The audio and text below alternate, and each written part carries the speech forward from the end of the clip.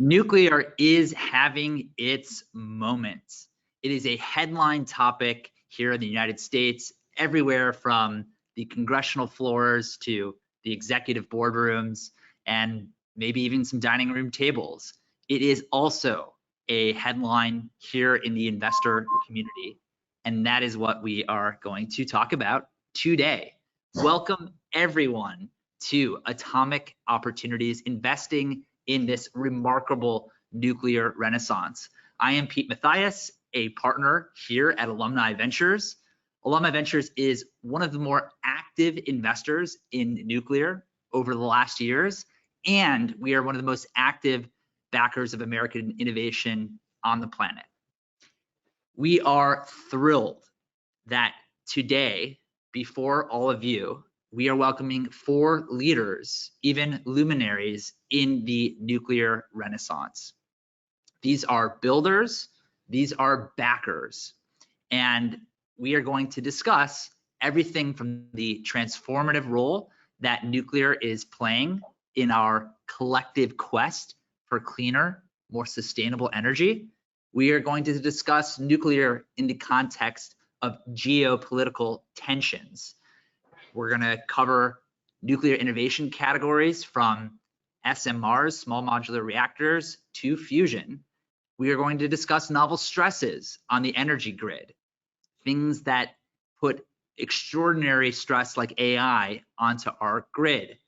And we are going to do so with a practical mindset. We're going to discuss some of those hurdles, from regulatory to safety to waste management and commercial viability. So we are going to cover it all.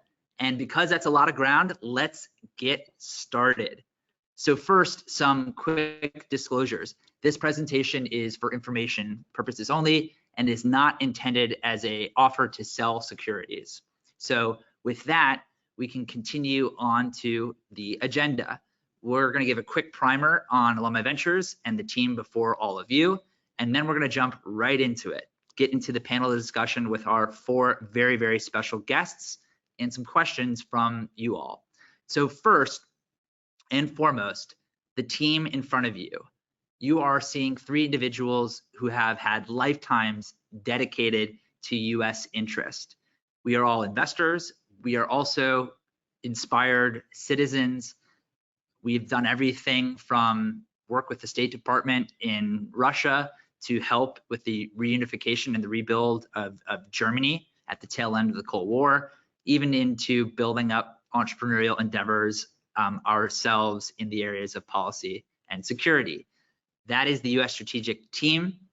Moving forward to the initiative and the community itself, we are part of the US strategic tech community and fund here at Alumni Ventures. This is dedicated, laser focused on backing critical areas of US technological advantage and interests. All of the ventures that are part of this family of investments, they are all fortifying national needs. They are all emerging tech sectors, and they are all built for lasting impact. So we will tell you a little bit later about how to get involved if this piques your interest as a potential participant, community member, investor, but it is a big and exciting initiative. So with that, now on to the main show. It is my pleasure and privilege to introduce 4 extraordinary guests, as I said, builders and backers in this new nuclear movement. Our first, Yasser, is the co-founder and CTO of Allo Atomics. Yasser is a recognized leader and pioneer in the field of microreactors. He is our voice today of the engineers and the scientists out there, and a true luminary building in fission. Yasser, we look forward to welcoming you shortly. Next, we have an extraordinary CEO and founder in the AV portfolio, Thea Energy's Brian. And Brian is at the helm of one of the most exciting fusion startups out there.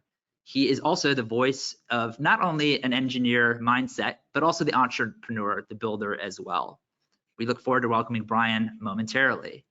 Next up, we have Julia. Julia is our voice for the investor community.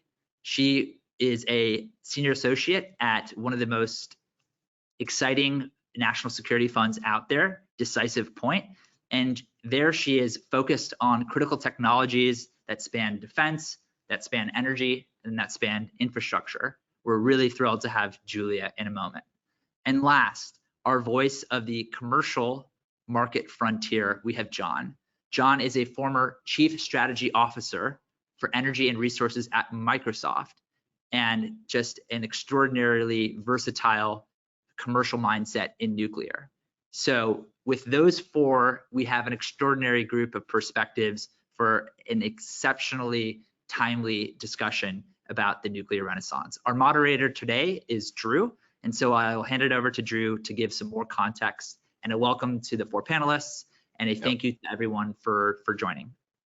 Yeah, thanks, Pete, and thanks again for everyone that's joining. We truly have a great panel here, so I just want to make sure we get all of our panelists on, and it looks like we do. So let's get things moving. We're going to try to keep things pretty lightning fast and quick, and give you this crash course in nuclear energy and kind of where it stands and global landscape, where we're at today, kind of where it's been, and where we're going. So we're going to save some of the technical details. There's a lot of great resources out there. We're happy to send out some materials afterwards if you really want to dive into how any of this stuff works. We're going to skip that for today. A good kind of anchor point for today's discussion: we're amidst this trillion-dollar energy transition that Pete mentioned. Corporations, governments are looking for cleaner, more sustainable forms of power generation. We're also seeing governments and government agencies think about energy independence and resilient energy supply chains. And nuclear has the potential to play a major role in solving all of these challenges. So to kick things off, we're going to do a question for the whole group. Give us one reason why nuclear. Brian, let's start with you. Yeah, so at a fundamental level, nuclear, and I'm going to put the flag up for fusion here, is responsible for practically all energy here on Earth and everything that we know. You know, all you have to do is look up in the sky, maybe days other than the eclipse, and see the sun working. And the sun currently has a monopoly on fusion, and in our little neck of the woods in our solar system, works very efficiently at the center of the sun when you have a ball of hydrogen fusion fuel burning at 100 million degrees Celsius. It's a little bit harder to make happen here on Earth. We're working on it. We're making some big breakthroughs. But when you can do that, you are able to manufacture energy using hydrogen, the most abundant element in the universe, in a safe and efficient and scalable way that you'll fuel to last billions of years, readily available. And it's incredibly energy dense. And it really, look, it's carbon free, that goes without saying. Another part of it that we can get into here is the geopolitics of energy. And fusion and all of nuclear can also solve for that, where you are separating natural resource constraints or limitations or reliances and have abundant and secure energy. Fantastic. John, you want to go next? Well, I was going to use my party trick of saying all energy sources are ultimately nuclear. Well done, Brian. But I think the other answer that's really relevant, particularly in the realm that I've been in, is we build a grid for it. We need clean, firm power that's dense and can maximize our existing infrastructure and be dispatchable in high density, low real estate areas. So it's a no-brainer. Yeah, and we talk about low real estate, high density. Yasser, I'm going to pass it off to you. What's your why nuclear? Yeah, it's, on that very point, I think the energy density is really the key factor here that enables us to really add a lot of capacity. And it's not just in capacity, but it's also in kilowatt hours, right? If you just compare with like the fastest growing carbon-free energy source, where nuclear fission, for example, is 340 times more energy dense in kilowatt hour, right? So that's really the main driver here that we can tap into as far as fission is concerned. Yeah, gotcha. And then maybe from a government defense investor perspective, Julia, what's your why nuclear? Yeah, absolutely. I mean, there are so many good reasons for why nuclear, but especially spending time looking at what are the first order, second order, third order effects from what's going on geopolitically. Clean, cheap, abundant energy is the foundational layer that's going to underpin any sort of domestic industrial growth. So realistically looking at where we are in the world, we need to decouple from China. The era of globalization as we've known it is pretty much over, even if we haven't quite felt the complete severance yet. But if we're going to rebuild our own domestic industry, if we are going to continue powering the nation, if we are going to secure our own energy supplies from Russia, from China, from other sources that have not traditionally been one, clean, or two, secure really at all, just completely dependent on international order, we need to have that capacity, and it needs to be homegrown capacity. Yeah, I think it's a great point. It's homegrown capacity, it's energy density, it's clean and abundant power, all great reasons. Yasser, I'm going to bump this one to you. So you're an engineer, you've been a technical lead on some pretty high profile nuclear projects. Considering the advancements in microreactors, and feel free to give a kind of a brief background on what you're working on, how do you envision these technologies kind of interplaying with our current energy infrastructure, right? Let's contextualize this so it's not just 10, 20 years from now, but in the next few years, how does this, how is the average American going to experience nuclear? Right. So, I mean, if you look at all the commercial nuclear right now, they're mostly large conventional power plants. And the industry have been kind of focusing on kind of shrinking them down because, to build one giant thing and taking multiple years, that's very complex. So we really wanted to figure out a different way of tackling this problem. So the concept is trying to make them smaller and more modular, hence the name, small modular reactor. But it's a very wide spectrum, right? So you've got, small modular reactors that are hundreds of gigawatts, very similar to conventional plants, but the degree of modularity is still not that quite there. On the micro side, which are like tens of megawatts or single-digit megawatts, these are transportable energy systems. And really, like, when I was back in Westinghouse, we were working on some of the early designs of portable nuclear reactors.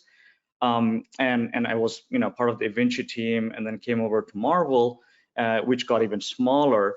Taking the learnings from those projects, we're trying to tackle, a 10 megawatt system at Olo. And the real goal here is, let's try to install the smaller gensets where it's needed, particularly remote locations where they're really energy starved. They go through what is called energy poverty, right? It's one of the most challenging areas to actually provide energy because of the external environment. And also similarly, we can add those systems behind the grid. And the nice thing about the smaller micros is you can actually gradually grow them by demand. You don't have to put hundreds of megawatt systems all at once. I think there's a lot of opportunities for behind the grid applications for EV transportation, data centers, and scale it up. And the part that is the most intriguing part is mass manufacturing, right? For the first time, we're actually able to build reactors that are not just like, move away from the traditional construction platform to mass production. And if there's one thing US is kind of good at, is really mass producing things, jet engines, chips, cars, you name it. And we really want to tap into that and really move away from construction to mass production. So I think there's a lot of opportunities in terms of growth with that particular model. Yeah, no, I think that's fantastic. And this is typically when I got to the point when I was learning about nuclear of this all sounds great. There's this huge demand, governments want it, companies want it. It's clean, abundant power. And you kind of like start scratching your head of like, why isn't this, more widely available and widely used? I'm going to pass this one to Brian, because I know you've had the perspective, both kind of a finance and operational side within energy. And then now you're building your own company. We're in this interesting point here where there seems to be a kind of a changing public sentiment. What is it like building a nuclear company as an entrepreneur, kind of some of the challenges you face? And then I saw John smile a little bit when I was explaining my reaction. So maybe you talk from a more of a commercial perspective, kind of how things are changing. Yeah, so I joined the privately funded fusion field in about 2016, 2017.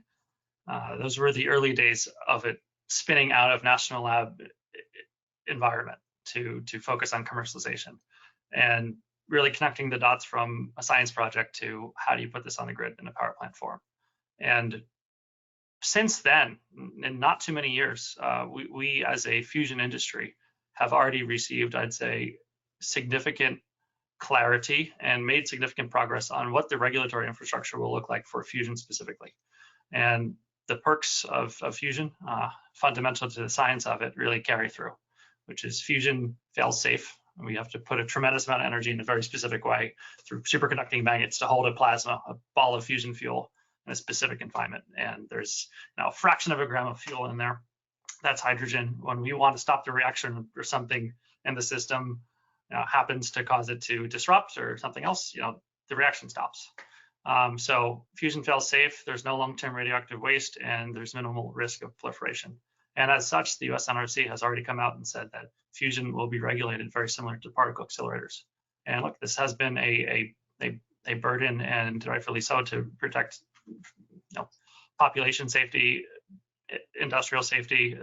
Nuclear has more things to think about than call it a fossil fuel plant where you're just burning something. So the fact that fusion already, I think, has regulatory clarity means that I think we have a very straightforward path to commercialize. On the other hand, as you mentioned, public acceptance is a very big part of it as well. We are fortunate to have spun out a Princeton Plasma Physics Lab at Princeton University, where there have been fusion projects running for close to 70 years. So I'd say within this environment, and not just on the political level, but on a society level, there is high familiarity with fusion.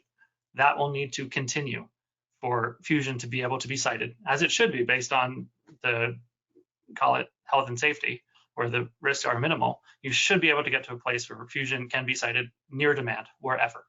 However, to do that, work ahead of us will be to continually educate the public and the end users of this electricity on the risk profile for acceptance. Yeah, I think that's actually a great foray. John, you've had experience in a number of different big tech companies, Microsoft, Amazon, Google, to name a few, where you've been kind of working on these large scale projects. I won't go into detail on those, but you have that perspective as kind of the end user, the buyer, I think, for a lot of these early fission and eventually kind of fusion projects. Your perspective on commercialization and kind of some of the risks that we're seeing in the market. Yeah, thank you. And I love Brian's point about the fusion regulatory vision, and Yasser, your point about prefabrication and scale deployment. Look, the tech companies, the big data center industry broadly, I think globally, the last number I saw public was 2 to 3% of global consumption of power. That's roughly, a little bit more than Spain. The data centers were consuming in 23 before the advent and growth of AI curve. So just to make that real, and these are companies, you mentioned I've worked at Amazon, Google, and Microsoft. All three have large sustainability commitments, big balance sheets, strong budgets toward acquiring power at a premium to meet these sustainability targets, and are increasingly power constrained in their strategy. They're pretty public about that. So they've kind of moved from a real estate constrained to a power constrained growth environment. So, if we're trying to deliver a global energy transition, if I'm an African country or some other country in the global south or wherever, and I'm being told, hey, don't build coal, buy, carbon-free power at a premium, I don't know if I can do that. But if I'm a large global technology company, I can. In fact, I have a commitment to that, and I run on trust, right, and public license to operate. So this is the moment where the consumer side is saying, all right, not just give me all your clean electrons and I'll buy them at some premium.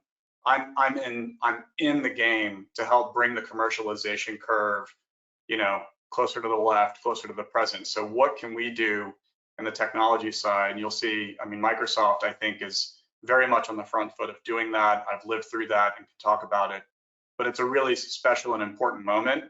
But the challenges across commercialization are abundant, and they all need to be addressed kind of simultaneously. We're here talking about US strategic, right? If we want to be private sector led, public sector enabled, with innovation driving commercialization, we kind of need to be in the ecosystem together. And I think that's the thing that's changing right now. Yeah, I think you brought up a great point of this interplay, especially in this industry, is government is going to have to take a larger role in making sure that these technologies are rolled out, they're safe. And then also, I think, pushing adoption, reducing some of those barriers that have kind of led to the industry stagnating a bit. Julia, you have a little bit of this, both an investor mindset and then a little bit more kind of a government defense mindset as well. how do you see that interplay? How is kind of the government, DoD thinking about nuclear? And then just your perspective as an investor in this space. Yeah, totally. So looking at the nuclear space, there's the regulatory side of what's going on with the government, and then there's the collaboration side. And focusing a little bit more on the collaboration side, the one thing I'll say is that there is no new nuclear technology that is being developed in a vacuum. Since, starting at day one, and I'm sure Yasir and Brian and John can speak to this as well, the DOE, ARPA-E, the DoD to an extent, all of the national laboratories are very, very involved, especially basically just from day one in the R&D process and then leading up through that licensing regulatory back end of everything. So for example, we are invested in a micronuclear reactor company called Radiant, and they recently received a contract from the DOE to test their reactor technology at the dome test bed at Idaho National Laboratory. And through that process, they will be able to get the performance and safety data that they will need to take to the NRC to ultimately go through the commercial licensing process with them. So it's very much a coordinated dance, both between kind of on the collaboration and the funding side, as well as the regulatory side. But functionally across the board, whether you're looking at fission, whether you're looking at fusion, whether you're looking at things like radioactive isotopes, radiation testing, anything that's kind of coming from just the core nuclear industry as a whole, you're going to have a lot of government entities that are involved with it. And over the past couple of years, we have seen tremendous support pouring in from DOE, everything from the federal level down to states. There are a lot of different large kind of big ticket keystone funding programs that have been coming out over the past couple of years, but you're seeing a lot of stakeholders that maybe traditionally have not spent a lot of time focusing on these companies. So for example, you see a lot of involvement from the Air Force on the R&D side. They're coming in to help fund the early stage development for components of different new reactor technologies. You're seeing the national labs and ARPA-E taking an outsized role in really bringing those through the process. So it's definitely a great signal, especially as an early stage investor.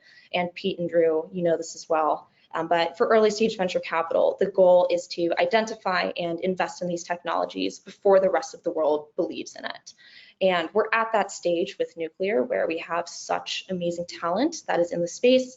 We're bringing up new technology. We're expanding into different business models that are making these companies venture fundable in ways that traditional nuclear reactors were not. So we're in a really interesting crossroads. But it's definitely still going to take a lot of concerted effort from the government. There's still a lot of coordination with the private sector, but we're at a really exciting time for all of that to be happening. And government support is probably one of the biggest signals to the private sector that this is an investable industry. Yeah, I think it's a great point. It definitely feels like this inflection point, not just of public sentiment, but also where there's almost these unlocks of capital coming in, venture capitalists being one. And then, of course, touched on kind of the government perspective. I'm sure with all the panelists here, have worked in some capacities with the DOE or different government agencies. Yasir, I know you've worked intimately with some of these groups, Idaho National Lab as well. Maybe if you could, I'm putting you a little bit on the spot here, but just an example of kind of how government is working with these private companies to get these technologies to market. Yeah, totally. And again, I'm going to put my my previous jobs hat, as part of the Idaho National Lab group there. INL, for example, they built a lot of reactors in the past that really is the genesis of the commercial nuclear industry that we see today, right? They built 52 reactors in a very short amount of time. And we see that proliferation going not just in the States, but also throughout the world, right? So it's still, that legacy kind of continues till today. We see a lot of action going on, as Julia was mentioning with the example, the DoD side. We're seeing kind of a stream of activities happening on the commercial side as well. For example, Marvel, we have not really built a new advanced reactor for quite some time in this country. There's a lot of developments, a lot of irons in the fire, but Marvel is going to be the first advanced reactor essentially that will essentially turn on in over like 50 years. So there's been a lot of investment that went behind from the government side, especially from the Department of Energy. Marvel is fully funded by DOE, and so there's like close to $100 million investment that went into that program. Similarly, there's activities going on the Pele program, which is on the DoD side of things at the INL. And again, we're seeing a lot of like alignment of organizations. For example, we took the Marvel technology at Allo and we're scaling it up, but we're seeing like smaller utility companies like Idaho Falls Power and others who are saying, hey, you know what? You guys demonstrated technology and you're very well into the path in creating electrons from it.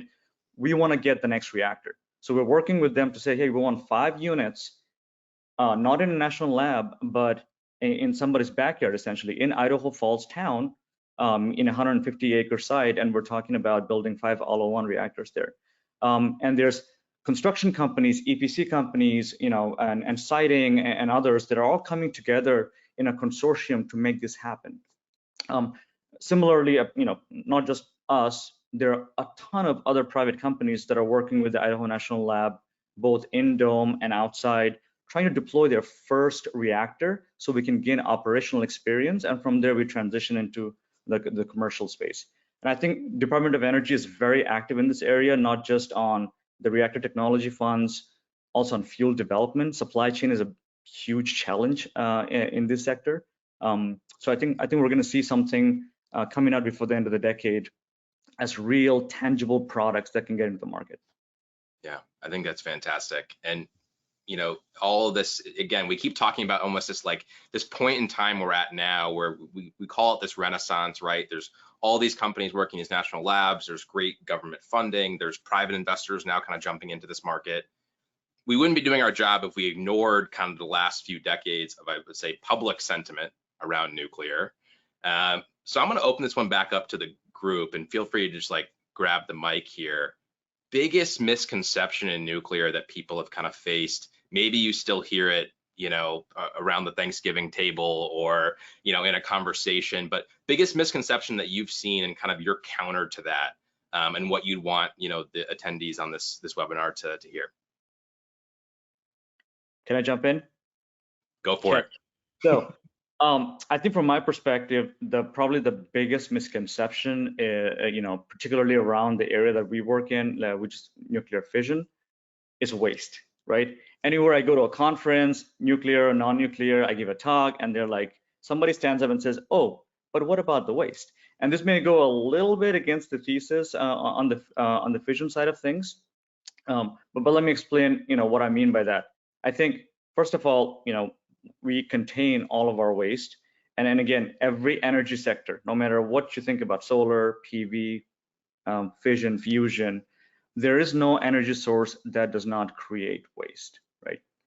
But if you look at the history of nuclear fission's waste from commercial nuclear power plants, there has not been any harm to any humans or trees.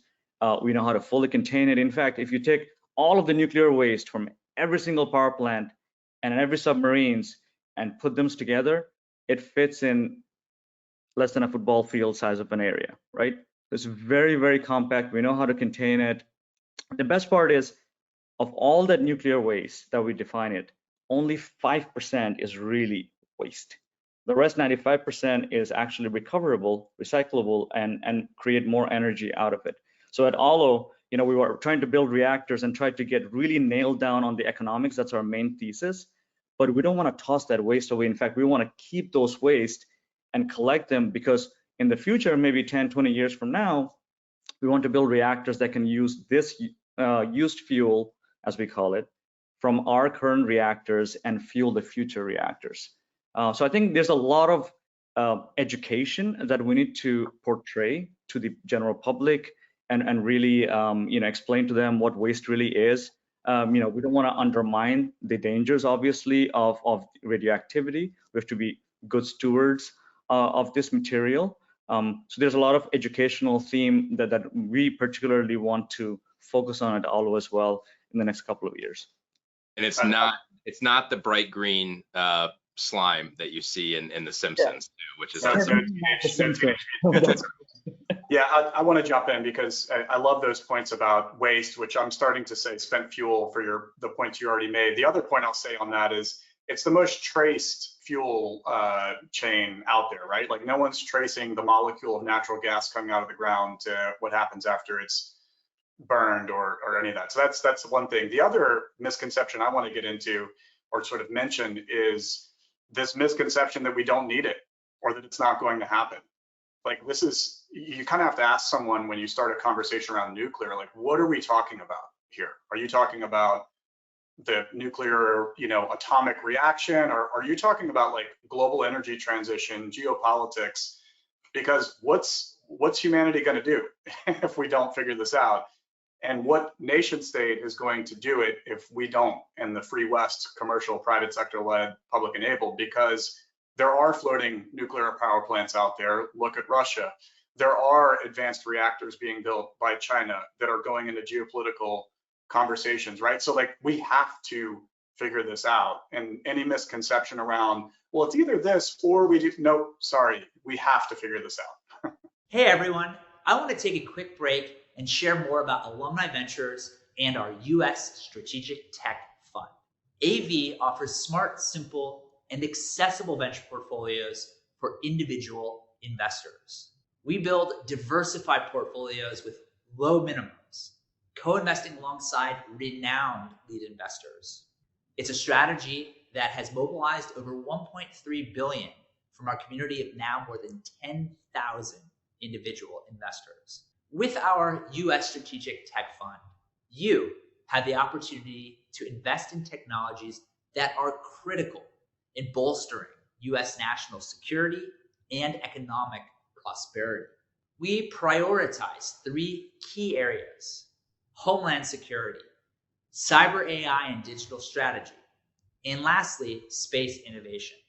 By investing in companies that are innovating in these areas, our goal is to enhance resilience in emerging threats and to support early stage ventures that will encourage sustained growth and technological progress in the United States. If you'd like to learn more, click the link below or visit av.vc. Okay, back to the presentation. Maybe just to tail on what John is mentioning. If you look at current growth in carbon-free energy sources, I mean, we all know it's solar PV at this stage, but it's still like only less than 5% is captured in terms of clean energy generation throughout the world. And from a geopolitical perspective, if you look at the supply chain, 80% of that is owned by China, right? The US only owns 1 to 2% of that supply chain. So I think that's really, really important that we actually have an opportunity both in fission and fusion space that we actually can for once have a real good from a geopolitical perspective, control the supply chain and overall demand of this and supply of this material throughout the world. Perfect. Yeah, I think those are really important points that lead to the startling statistics that approximately 84% of the world's energy, electricity being one part of it, energy generation mix are from fossil fuel carbon emitting sources. And you look at solar, wind, battery storage, whatever technologies, and how quickly they've grown and adopted, which is great. And I only hope that that continues to grow at a higher rate. All that considered, though, over the trillions of dollars, it's a couple $1 trillion worth of spend on clean generation technologies over the past decade or two. A couple $1 trillion have moved that needle by 2%. Mm-hmm. That's really puts the problem of decarbonization and energy security into perspective, and how much work is still done to decarbonize the grid. Yeah. And at this rate, by 2050, we can only get to 60% carbon-free energy, not more than that. That's what the trend kind of shows. So for us to really move that needle quite far away, by 2050, can we really hit net zero? I think we need to big some really big guns here in terms of carbon-free energy, and that's fission and fusion. Yeah, on that as well, when you look at how much has been spent in the US and then globally on kind of the more traditional clean energy technologies like solar, wind, et cetera, developing enhanced nuclear capabilities actually seems pretty cheap in comparison. And I think that's one of the biggest holdups that, especially when you go a little bit more downstream in the capital stack, they get a little bit more iffy about right now. Oh, it's so expensive. It's such a cost up front to build these reactors. Oh, it takes so much time. But I think the estimate number right now is $176 billion to bring all of the current in development micronuclear reactor, SMR, fuel supply chain technologies to the market operationally. And if you compare that to the trillions that has already been spent on technologies that have only moved the needle a little bit, that's actually a great deal. Yeah, that's perfect. 4 great perspectives on that, and love the interplay there. We're touching on this a bit, so that's kind of the misconceptions, right? And then now let's bring it, kind of looking forward the next 5-10 years. Mass adoption, nuclear energy, getting those numbers that we're trying to get to, biggest hurdle in your mind, and again, we'll kind of go around maybe the same order. Biggest hurdle to getting there? What are we facing up against? Is it public perception? Is it education? Is it capital? I'm guessing it's a mix of all of those, but to you, kind of the big reason there. Let's go in reverse order, Julia, if we want to start with you. Sure. So something that looking forward 5 years, perhaps we're not going to completely feel the effects of yet, but we should have been looking at 10 years ago, is fuel availability. So for the majority of the new SMR designs, they use a fuel called HALEU, and currently that entire fuel supply chain is concentrated in Russia by one company called Tenex that is owned by the Russian state. So you can imagine, we've seen what Russia does when they get upset geopolitically, and in addition, when you just look at all of the enrichment infrastructure there and how many delays and supply chain issues they have from things like sulfuric acid, it's just not a stable base, and they're not going to be able to supply the amount of fuel that we need to actually have all of these new reactors operational, online, and operating at a cost that makes it justifiable to invest and bring them online. So that's one part of it. We need to really build up that domestic supply chain for both HALEU and then also as well, just looking more broadly at the uranium industry. It's a very illiquid market. That market has fluctuated a lot in price. The price of uranium has gone up a lot. That is a big concern for the more traditional light water reactors that we already have in operation. But if you look at the supply of where that uranium is coming from, we don't really produce a whole lot of it here. Most of it is concentrated in Kazakhstan, it is in Africa, it is in Australia, it is in South America. And if you look at the entities that have been actually buying up the majority shares in all of those different mines, backtrack it a couple entities down, you will find that China and Russia, or Chinese and Russian state entities, are quickly buying up the majority ownership in the majority of these mines. And what happens with that is, one, they are doing that because they are building out their own nuclear fleets and they need the fuel themselves. And two, it's a geopolitical lever. So you can only imagine, based on, if you just look at any other critical industry that is concentrated in those two countries, those are usually the first lever that gets pulled when they're trying to make the United States or Europe or any other nation that they are not too happy with hurt. And those are issues that will, one, stunt the growth of all of the new technology, but it's also something where if we just don't have fuel, the entire nuclear industry is dead in the water. So that is something that is going to take a lot of government effort to try and fortify that. It's not something that the private sector can do alone. It's not something that the government can do alone. It's going to take the efforts and a lot of money from basically everyone across the board to really rebuild that capability or build it for the first time in the United States. But the DOE is aware of it, DOD is aware of it, White House is aware of it. People are starting to talk about it and people are starting to become more aware, especially on the public side as well. This is a major threat to national security. This is a major threat to technological innovation. And this fuel is what underpins the entire energy transition if we actually want it to happen. So that's a big concern, looking at how that entire orchestration is going to happen. Yeah, perfect. Thank you for that. Brian. Yeah, so we were very fortunate that spinning out of the lab, where, as we talked about a couple questions ago, we had government support to get us through that stage of scientific R&D that allowed us to focus on better engineering of our systems.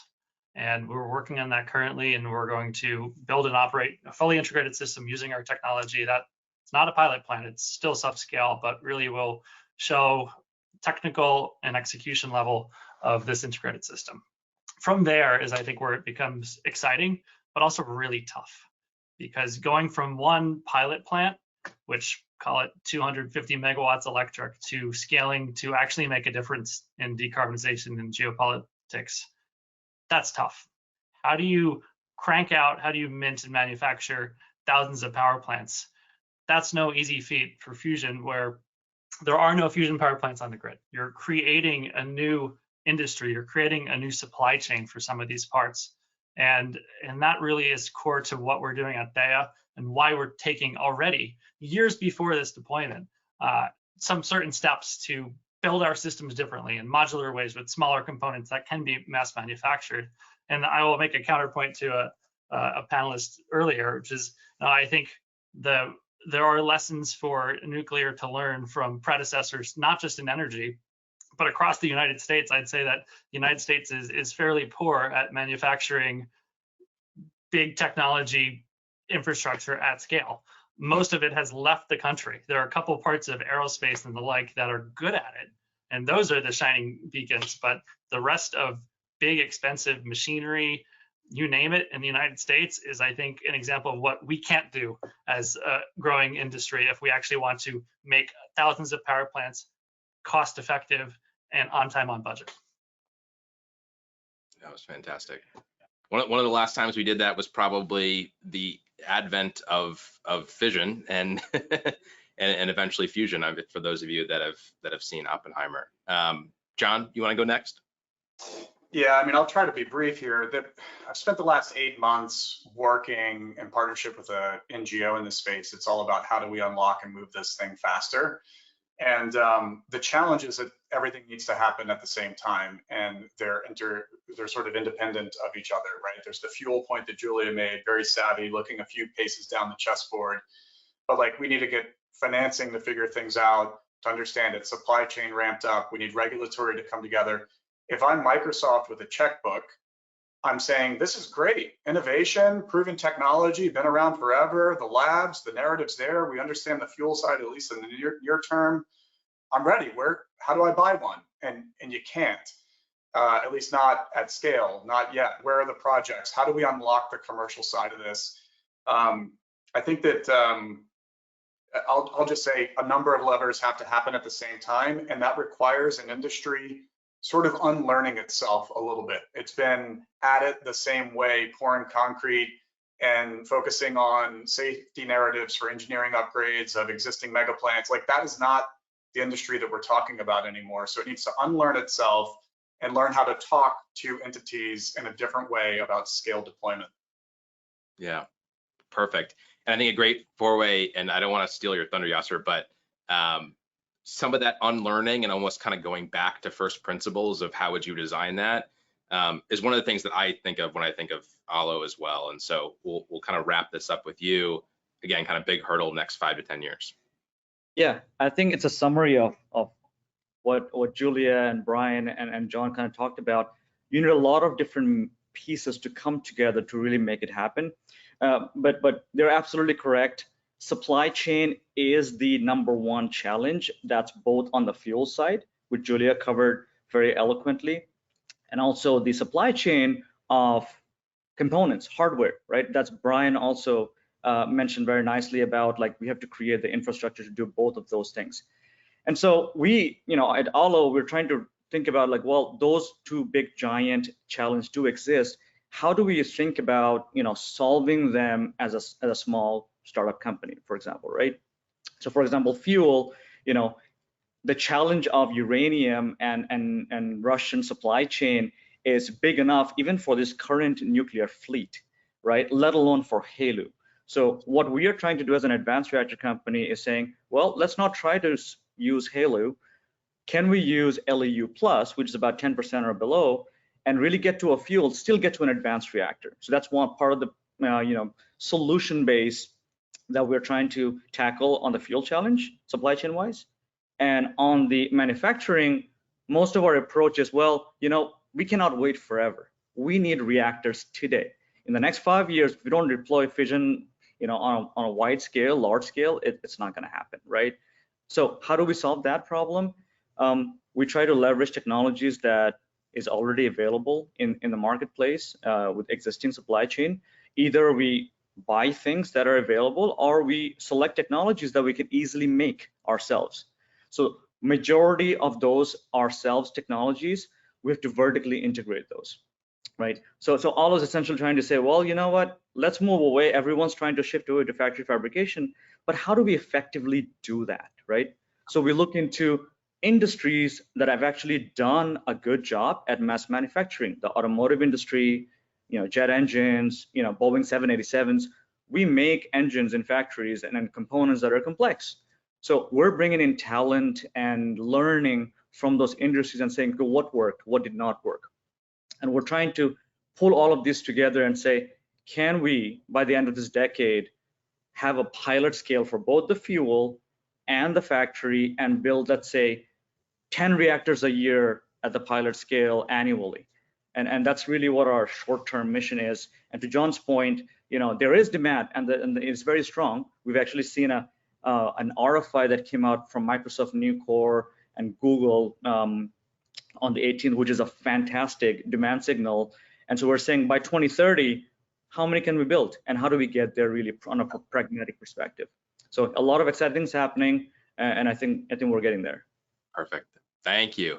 And that's going to wrap kind of our panel section here. Our goal was to educate and inspire, and I think we did that. I don't know. I'm educated and inspired after talking with all of you. This was great. We'll ask our panelists you guys can hop off. Thank you so much for your time and energy. Thank you. Thank you. And we'll bring Laura and Pete back on here, and Darren. So over to Laura. She'll come on right now and give a little bit of a on venture investing for those who are curious. Yeah, that was amazing. Wow, I learned so much. It was terrific. So here is your call to action, everybody on the call. So if you love nuclear, if you love this topic of investing in innovation, if you feel like the kinds of topics we've talked about today are the kinds of things you'd want to back, well, the invitation is to join us as an investor in the U.S. Strategic Tech Fund. So putting a little perspective on venture investing, it is an amazing way to build diversity into your portfolio. It is a category that has outperformed pretty much every public market equivalent over 5, 15, 25 years.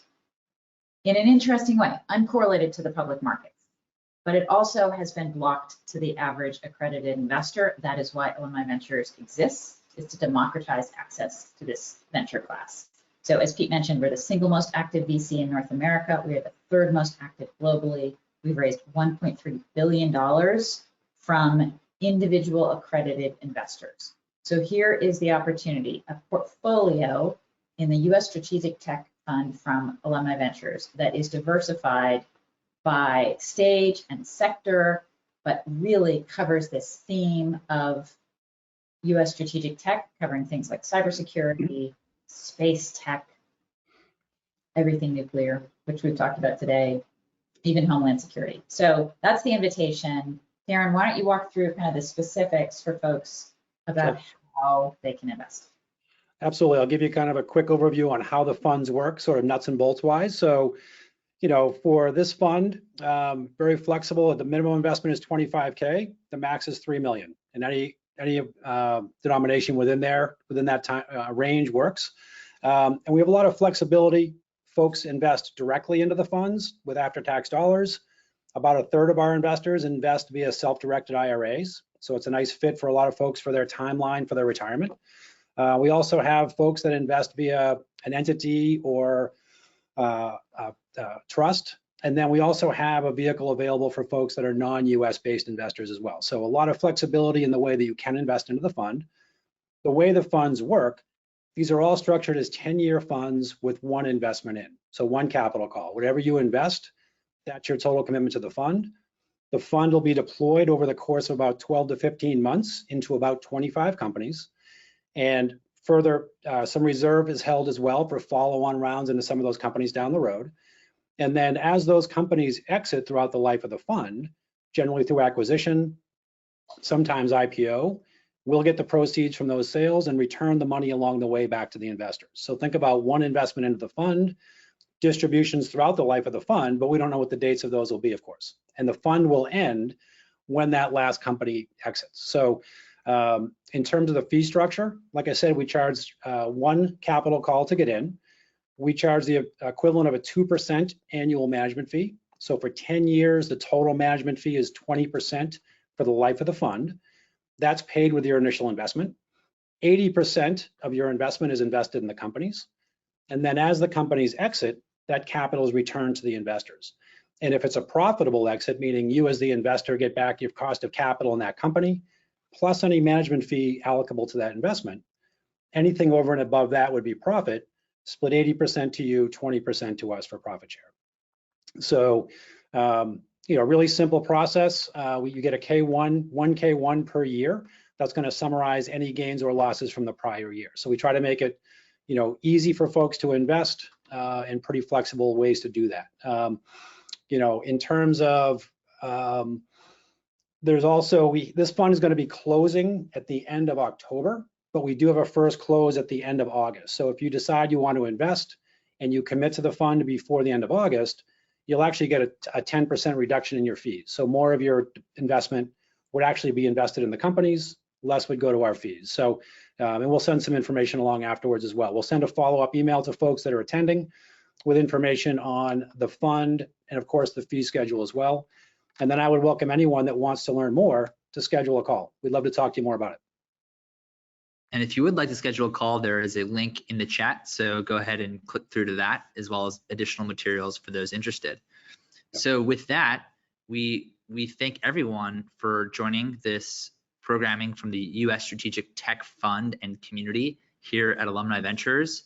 Wow, what a broad sweeping, educational, in many ways inspirational discussion of atomic opportunities and the nuclear renaissance. Do not hesitate to reach out, find us, schedule a call. We are here for you. Thank you everyone for joining, and that concludes today's webinar. Thanks everybody.